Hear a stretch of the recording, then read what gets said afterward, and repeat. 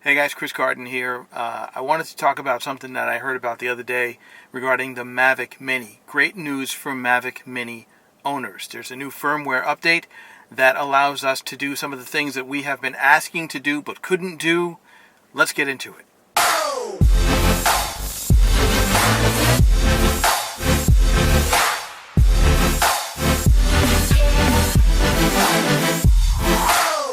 So the Mavic Mini is a great purchase. It packs a lot of punch. I did a video not so long ago that you can see here on whether the Mavic Mini could be used for professional work.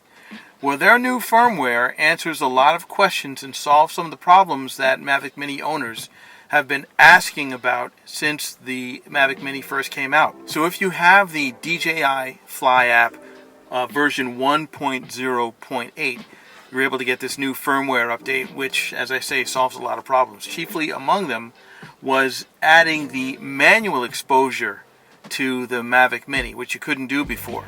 If you have the Mavic Mini, you already know that, yes, you could adjust the exposure by pushing the auto exposure lock button, but that didn't allow you to change the ISO, it didn't allow you to change the shutter speed, and now you can do both. That's a great addition. But I think an even better addition in the firmware update is the fact that you can now shoot 24 frames per second. You were only able to do 30 frames per second here in the States and 25 frames per second if you were shooting PAL, which is, European standard.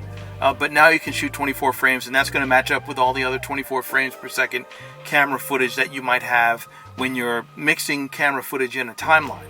A big problem occurred if you were shooting 24 frames per second on all your other footage and then you shot 30 frames per second with the Mavic Mini, and if you dropped it into a 24 frame timeline, then the footage would be stuttered. It wasn't smooth at all, and it was very obvious that this was an issue. The 24 frames per second addition in the firmware update is something that solves that problem, and now the video can be a lot smoother.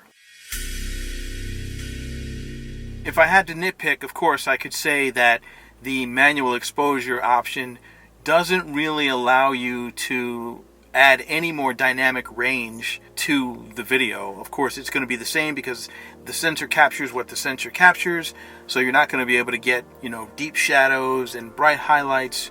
It's going to be still a little bit of a sacrifice, but being able to use manual exposure will now give you the ability to purchase add-ons like ND filters and put them on the front of the lens and be able to change your ISO, change your shutter speed, and be able to shoot under a lot more varying lighting conditions. One of the other things that's great here is an added manual white balance, which of course you couldn't do before.